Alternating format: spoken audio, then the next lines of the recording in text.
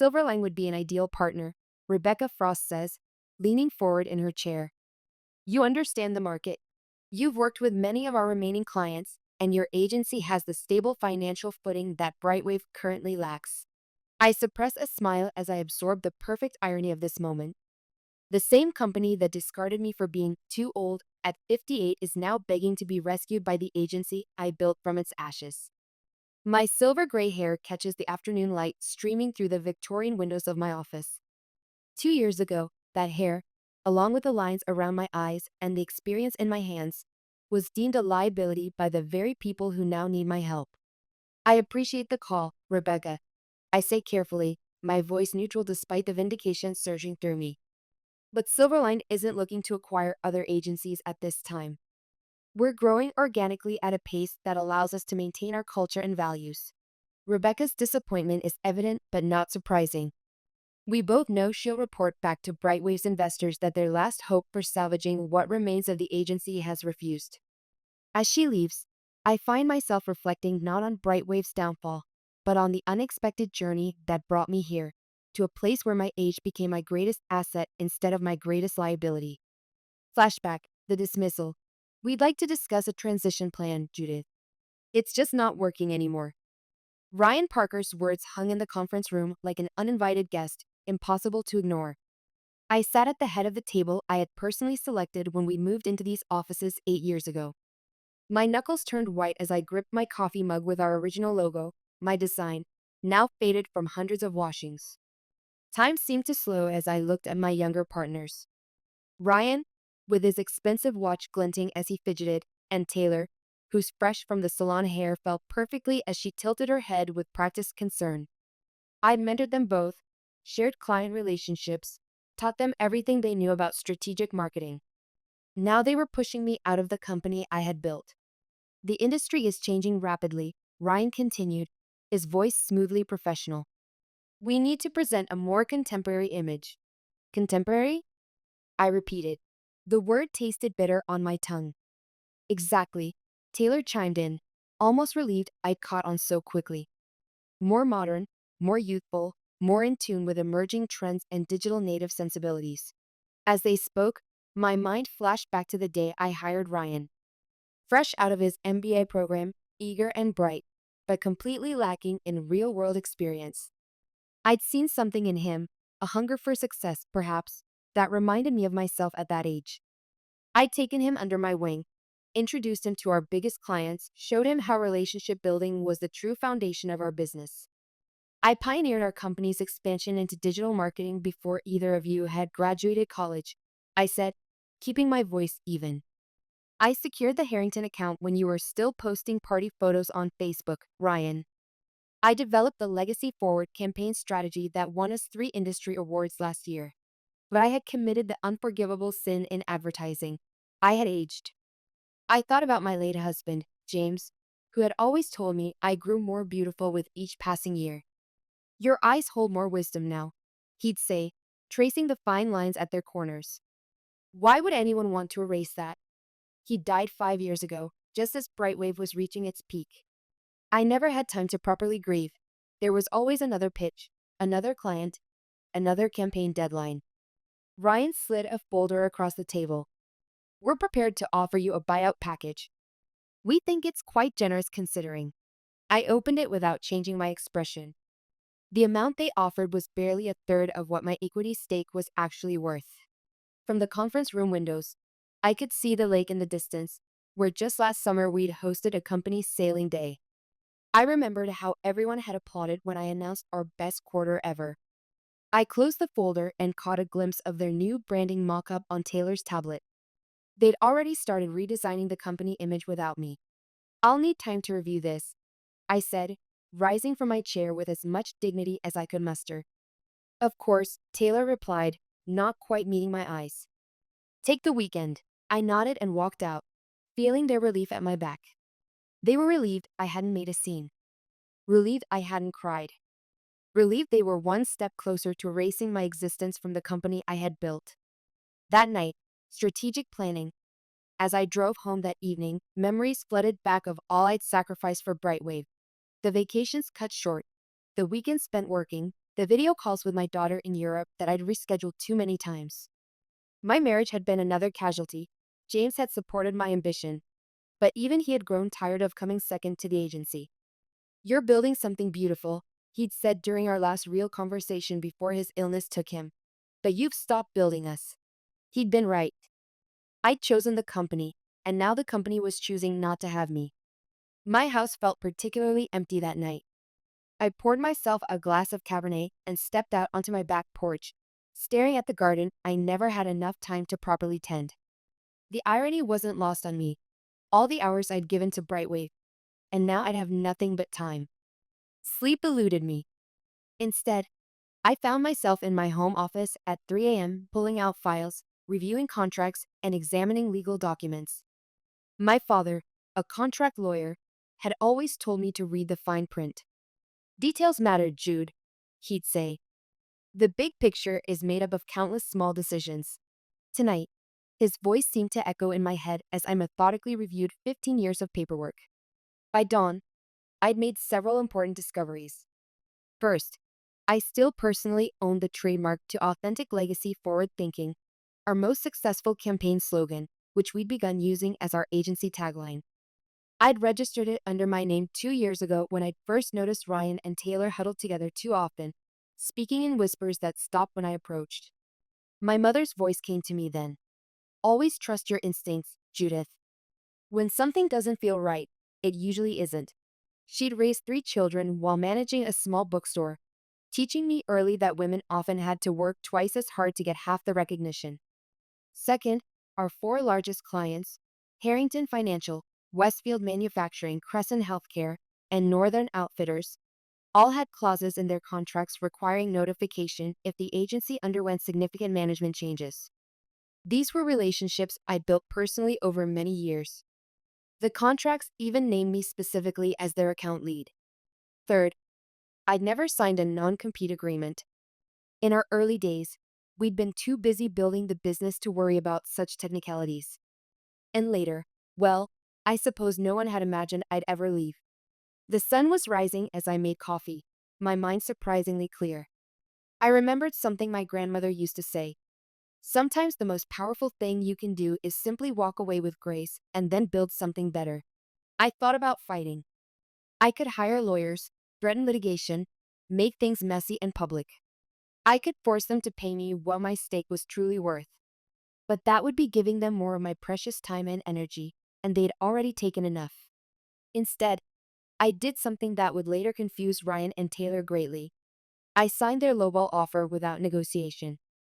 I cleaned out my office over the weekend when no one was there. I sent a brief, professional email to the staff announcing my departure, thanking them for their contributions. And on Monday morning, when Ryan and Taylor expected protests or tears, I handed over the signed paperwork, shook their hands, and said with perfect sincerity, "I truly wish you the best."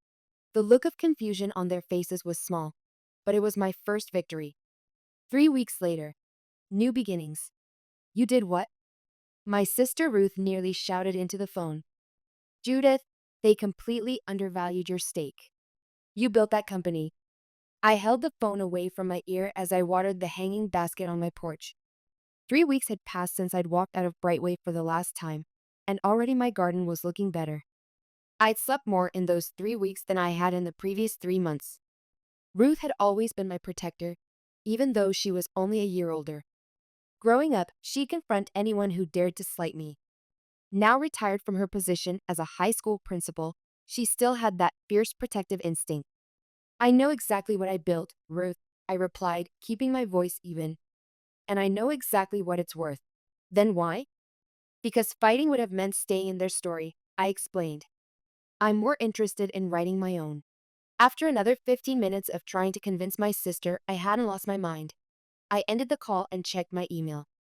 There was a message from Walter Shields, CEO of Shields Manufacturing and one of Brightwave's oldest clients. "Judith, I was surprised to hear about your departure. The young woman they've assigned to our account seems knowledgeable, but I'd prefer to discuss our upcoming rebrand with someone who understands our company history. Are you consulting independently now? If so, I'd like to meet." I smiled. Walter's message was the third such inquiry I'd received this week. I hadn't reached out to any of them. I didn't need to. Word travels fast in Madison's business community. Walter had taken over Shields manufacturing from his father, just as I was starting my career. We'd grown our businesses in parallel, facing similar challenges, he in balancing tradition with innovation in manufacturing, me in an industry that constantly reinvented itself. Our mutual respect had evolved into a friendship that extended beyond business. That afternoon, I met with Samantha Green, my attorney, to finalize the paperwork for my new venture, Silverline Strategies.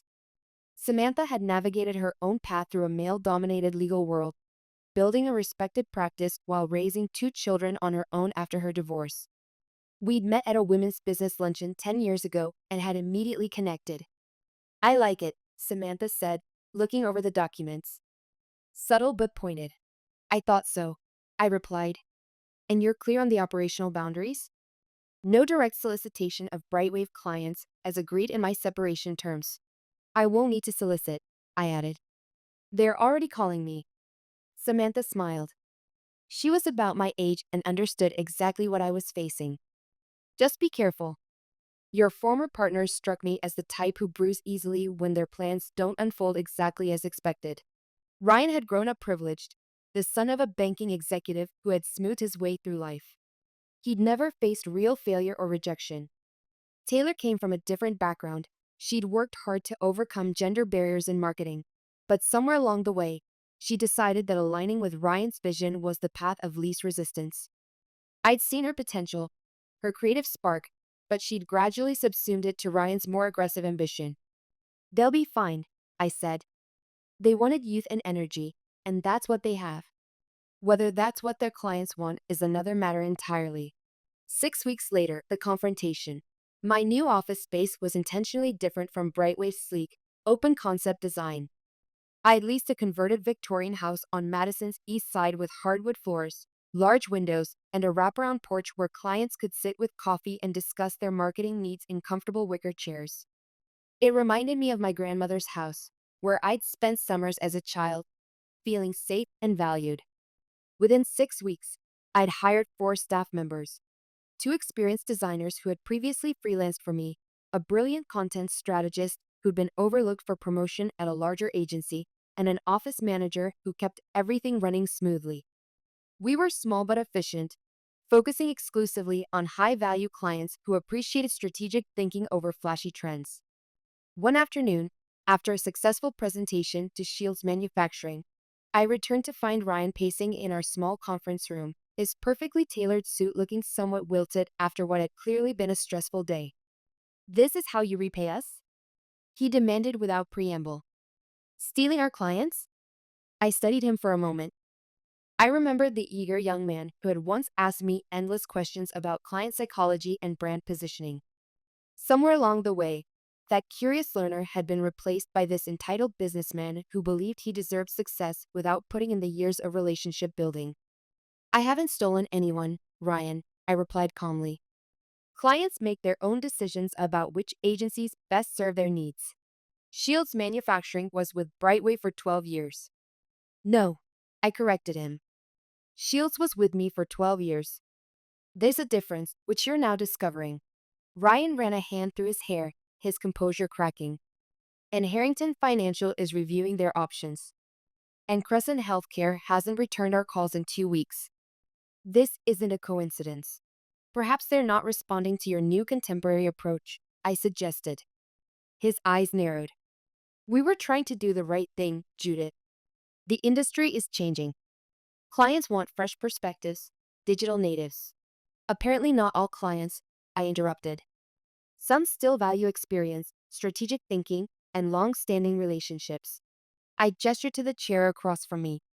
"Now, was there something specific you wanted to discuss?" "I have a rather full afternoon." He remained standing. "We want you to stop using Brightwave in your credentials. Stop mentioning that you founded our company when you pitch to clients." I couldn't help but laugh. For a fleeting moment, I saw uncertainty flash across Ryan's face, the same look he'd had during his first major presentation when he'd forgotten his opening lines, and I'd subtly prompted him from the back of the room. "You want me to erase 15 years of my professional life because it's inconvenient for you?" That's not how reality works, Ryan. We'll take legal action if necessary, he threatened. I look forward to that discussion, I replied, especially when your lawyer explains how you're using my trademark tagline without permission. The color drained from his face. What are you talking about? Check your inbox, I said. Your counsel should have received our cease and desist letter about 20 minutes ago. 1 year later, full circle 1 year after my unceremonious exit from Brightwave, I received an invitation that brought everything full circle. The Madison Business Association wanted to honor me with their Lifetime Achievement Award at their annual gala. As I stood at the podium, looking out at the gathered business leaders of Madison, I saw many familiar faces. Walter Shields and Catherine Morrison were seated at a front table. Abby Cohen sat with our Silverline team, beaming proudly. Even Samantha had come, despite her general aversion to networking events. In the back corner, I spotted Taylor, now Brightwave's managing partner following the company's restructuring. Ryan was conspicuously absent, having been ousted by investors when the agency's finances collapsed. Our eyes met briefly, and I gave Taylor a small nod, which she returned after a moment's hesitation. I thought about my daughter, Claire, who couldn't be here tonight but had sent flowers to my office with a note. Mom, I'm so proud of you for showing them what real experience looks like. Maybe now we can finally have that trip to Italy we've been talking about for years? She was right. It was time to use some of my success to rebuild the personal connections I'd neglected. When I was asked to leave the company I founded at age 58, I began. I was told that the industry needed a more contemporary image. My wrinkles and gray hair apparently didn't fit the vision my younger partners had for the future. A murmur ran through the audience. I could have fought. I could have sued. I could have made things messy in public, I continued. Instead, I chose to channel my energy into building something new, something that embraced the value of experience while still welcoming fresh perspectives. I gestured to our Silverline table, where our diverse teams sat together. In just 1 year, Silverline Strategies has become one of the fastest growing agencies in the region, with a client waitlist that now extends to 9 months. We've won multiple industry awards, expanded to 15 employees, and most importantly, we've proven that effective marketing isn't about the age of the marketers. It's about understanding the needs of the clients and their customers. I paused, thinking of James, who would have loved to see this moment. My late husband once told me that true success isn't measured by how high you climb, but by how true you stay to yourself while climbing. Silverline is the most authentic work I've ever done, because it honors every stage of my professional journey, including the wisdom that only comes with time. The applause was thunderous as I accepted the award, a beautiful crystal sculpture that now sits in Silverline's reception area. A reminder that sometimes the most effective revenge is simply outshining those who underestimated you. Present day, the garden view. After Rebecca leaves, I sit in my office looking out at the garden we've planted behind our Victorian house office. The late afternoon sunlight filters through the trees, casting dappled shadows on our patio where two team members are discussing ideas for a client presentation. I feel no satisfaction in Brightwave's struggles. What I feel is gratitude for the journey that has led me here, to a place where I could build something true to myself, surrounded by people who value what I bring to the table, wrinkles and all. My phone buzzes with a text from Claire. Flight booked for next month. Can't wait to see you and the famous Silverline office's mom. Dad would be so proud. I smile, realizing that my second act has given me more than professional validation. It's given me the chance to reclaim parts of my life I'd set aside for too long. When I left Brightwave, I hadn't set out for revenge. I had simply refused to accept the narrative that my age made me less valuable. In doing so, I had written a new story, not just for myself, but for everyone who had ever been told they were past their prime when their best work was still ahead of them. My grandmother was right. Sometimes walking away with grace and building something better is the most powerful response of all.